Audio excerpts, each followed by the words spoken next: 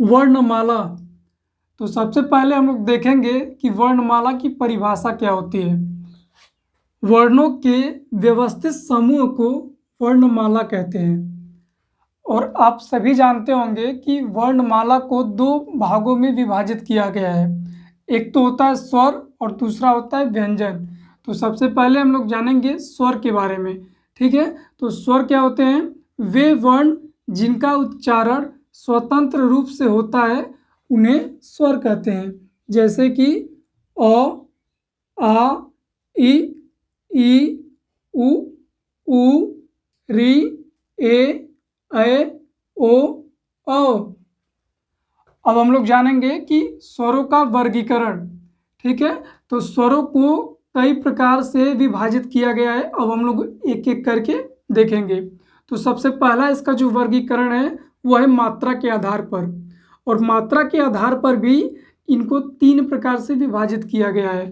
पहला है लघु स्वर, दूसरा है दीर्घ स्वर और तीसरा है प्लुत स्वर। लघु स्वर किसे कहते हैं? जिसके उच्चारण में कम समय लगे उसे लघु स्वर कहेंगे।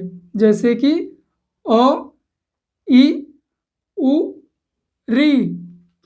और दीर्घ स्वर क्या होता है? जिनके उच्चारण में लघु स्वर से दोगुना समय लगे उन्हें दीर्घ स्वर कहेंगे। जैसे कि आ, ई, उ, ए, ओ, औ। अब आइए देखते हैं प्लुत स्वर क्या होता है। जिनके उच्चारण में दीर्घ स्वर से कुछ अधिक समय लगे उन्हें प्लुत स्वर कहेंगे। जैसे कि ओम, राम। तो इन्हें क्या कहेंगे? इनको प्लुत स्वर कहेंगे। अब इसका दूसरा वर्गीकरण है जिह्वा के आधार पर। अब जिह्वा के आधार पर भी इनको तीन प्रकार से वर्गीकृत किया गया है। पहला है अग्र स्वर, दूसरा है मध्य स्वर और तीसरा है पश्च स्वर। अब अग्र स्वर क्या होता है? जीभ के अगले हिस्से से उच्चारित किए जाते हैं। ठीक है, जीभ के अगले हिस्से से जो उच्चारित किए जाते हैं उनको क्या कहते हैं? अग्र स्वर कहते हैं। जैसे कि ई, ए। और दूसरा है मध्य स्वर। तो ये क्या होता है? जीभ के मध्य हिस्से से इनका उच्चारण किया जाता है। जैसे कि इसमें केवल एक है अ। और तीसरा है पश्च स्वर। जीभ के पिछले हिस्से से इनका उच्चारण किया जाता है। जैसे कि आ, उ, ओ, औ। आगे बात करेंगे इसके तीसरे विभाजन की। इसका तीसरा विभाजन है मुख खुलने के आधार पर स्वरों का वर्गीकरण। तो मुख खुलने के आधार पे कितने प्रकार इसके हैं? तो इसके मुख खुलने के आधार पर भी इसको चार प्रकार से इनको वर्गीकृत किया गया है। ठीक है, पहला है विवृत स्वर, दूसरा है अर्धविवृत स्वर, तीसरा है समवृत स्वर और चौथा है अर्धसमवृत स्वर। अब विवृत स्वर क्या होता है? इसमें क्या होता है कि मुख पूरा खुलता है। ठीक है, जैसे कि आ। अर्धविवृत स्वर मुख आधा खुला। इसमें अर्धविवृत स्वर में मुख आधा खुलता है। जैसे कि अ, ए, ओ। और ये तीसरा है समवृत स्वर, मुख लगभग बंद। इसमें मुख लगभग बंद रहता है। जैसे कि दोनों ई और दोनों उ। चौथा है अर्धसमवृत स्वर, मुख आधा बंद। जैसे कि इसमें क्या किया जाएगा? ए, ओ। और चौथा विभाजन इसका है जाति विभाजन। जाति के आधार पर इसका विभाजन। तो इसमें इसके भी दो पार्ट हैं। पहला है सजाती स्वर और दूसरा है विजातीय स्वर। सजाती स्वर क्या होता है? वे सभी स्वर जो एक जाति के बने हों। ठीक, यानी कि वे सभी स्वर जो एक जैसी जाति से मिलकर बने हों उनको क्या कहेंगे? सजाती स्वर। जैसे कि आ।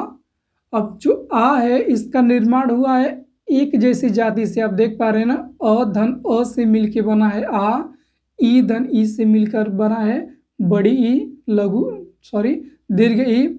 और ऐसे ही लघु ऊ से मिलकर बना है क्या? तो ये दीर्घ ऊ। ठीक है, तो इस तरह से अब देख पा रहे हैं कि ये जो प्लस का साइन है इसके दोनों तरफ अब सेम जाति के हैं, यानी कि एक जैसी ही जाति से ये मिलकर जितने भी ये दीर्घ हैं ये बने हैं, तो इन्हें कहते हैं सजातीय स्वर। और दूसरा इसका है विजातीय स्वर, वे स्वर जो अलग अलग जाति के हों, यानी कि जो अलग अलग जाति से मिलकर बने हों उन्हें कहते हैं विजातीय स्वर। जैसे कि ए, तो ए जो बना है वो अ और ई से मिलकर बना है। ऐसे ही अ और ए से मिलकर बना है। ओ अ और उ से मिलकर बना है।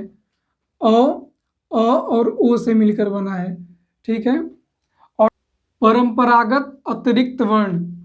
अब आइए मित्र देखते हैं कि परंपरागत अतिरिक्त वर्ण क्या क्या होते हैं। इसमें पहला है अनुनासिक, ठीक है, जिसे चंद्र बिंदु के रूप में दर्शाते हैं। तो अनुनासिक क्या होता है, जिसमें नाक से कम और मुख से ज़्यादा वायु निकलती है, उसे क्या कहते हैं, अनुनासिक कहते हैं। और ये प्रयोग कहाँ पे होता है, यह तद्भव शब्दों में प्रयोग होता है। तद्भव शब्द यानी कि हिंदी के शब्द, ये आप लोग आगे अभी पढ़ेंगे तद्भव और तत्सम के बारे में। इसके उदाहरण हैं जैसे कि गांव, चांद, दांत, काटा। इसमें दूसरा है अनुस्वार। अनुस्वार को एक बिंदु के रूप में दर्शाते हैं, शिरोरेखा के ऊपर एक बिंदु के रूप में।